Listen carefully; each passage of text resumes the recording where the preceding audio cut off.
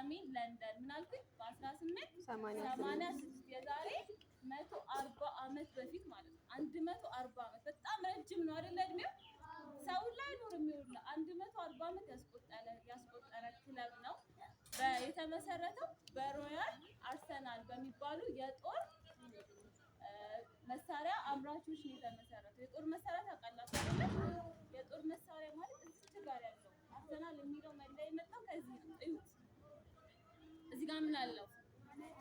መድፍ አለው። ምን አለው? ቅጽል ስማቸው ምንድነው? መድፈኞች ነው አይደለ? ለምን እንደተባሉ ታውቃላችሁ?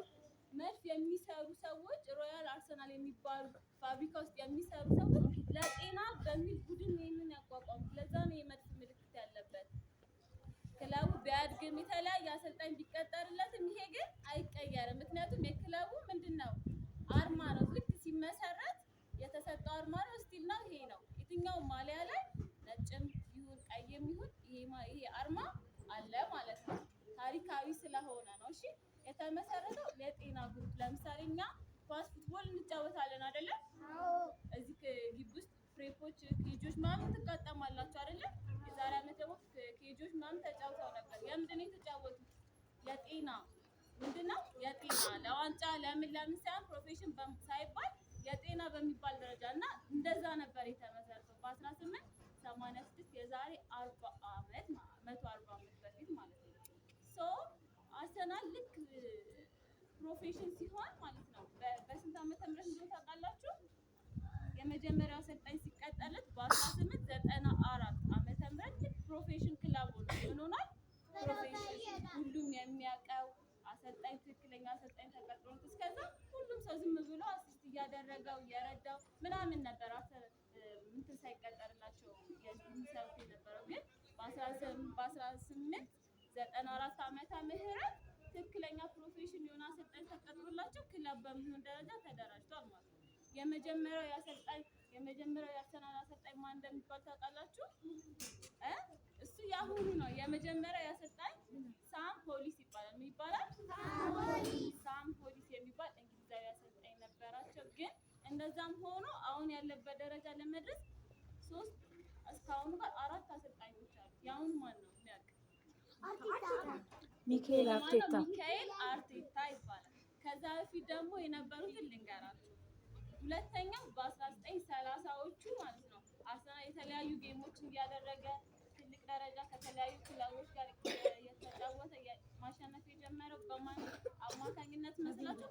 አልበርት ቻምፓይን በሚባል አሰልጣኝ ነው። ምናልኩኝ? ሁለተኛው አሰልጣኝ አልበርት ቻምፓይን ጎበሳሌው አልበርት ቻምፓይን ይባላል። ሶስተኛው ደግሞ አሰልጣኝ ማን ይባላል መሰላችሁ? ሁላችንም የምናስታውሰው እናንተ በእርግጥ ልጆች ስለሆናችሁ ላታስታውሱ ትችላላችሁ። ግን እኛ የምናስታውሰው ትልቅ አሰልጣኝ አለ። በጣም ረጅም ዓመት ያሰለጠነ አሰልጣኝ ሲባል ሰምታችሁ ካወቃችሁ አርሰን ቬንገር ይባላል። አርሰን ቬንገር 22 ዓመታት እየሰማችኝ ነው። 22 ዓመት አርሰናልን አሰልጥኗል። በጣም ረጅም ነው አይደለ? ወጣት ሆኖ ትልቅ ሽማግሌ እስኪሆን ድረስ ማለት ነው። ጡረታ እስኪወጣ ድረስ ምን አድርጓል? አሰልጣኝ ሆኖ አርሰናልን ይዞ ቆይቷል ማለት ነው። በሱ ጊዜ ማለት ነው በጣም ብዙ ዋንጫዎችን አንስቷል። 3 ፕሪሚየር ሊግ፣ 7 ኤፍኤ ካፕ፣ 7 ኮሚኒቲ ሺልድ የሚባሉ ዋንጫዎችን አንስቷል። በጣም ብዙ ዋንጫዎችን አንስቷል። ከዛ በኋላ ነው የተመታበት ማለት ነው ዋንጫ። ከዛ በኋላ አሁን የወሰደው ከስንት ዓመት በኋላ ነው? 22 ዓመት በኋላ። ከስንት ዓመት በኋላ ነው? 22 ሙሉ ይጫወታል፣ ይደፋል። ግን ምን አላገኘም ነበር? ዋንጫ ላይ ግን ኳስ ስለማይችል ነው እንዴ ዋንጫ ያላገኘ? አይደለም አይደል? የእድል ነገር ሆኖ ነው እንጂ ኳስ ስለማይችል ምናምን አይደለም። 140 ዓመት በዓለም ላይ ያስቆጠረ የመጀመሪያው ክለብ ነው እንዳትረሱ እሺ።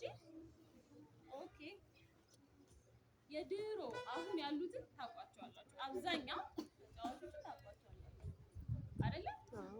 አሁን ያሉትን ታውቋቸዋለሁ። እኔ ግን የድሮውን ልንገራችሁ።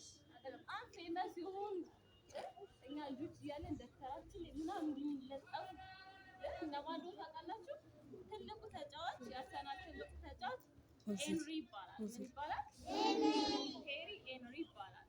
ሁለተኛው ደግሞ ኢማኑኤል ኤቦ ይባላል። ምን ይባላል? ኢማኑኤል ኤቦ ይባላል። ሶስተኛው ደግሞ ዴቪድ ሲማን ዓለም ላይ ስቲል ነው ማለት ነው ታሪካቸው።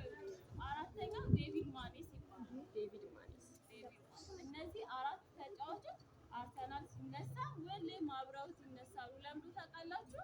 ከአርሴን ቬንገር ጋር ረጅም ዓመት ተጫውተዋል። ትልልቅ ዋንጫዎችን አንስተዋል። ረጅም ዓመት ጡረታ እስኪወጡ ድረስ የአርሰናል ቀኝ እጅ ሆነው የጀርባ አጥንት ሆነው አብረውት ቆይተው ነበር ማለት ነው።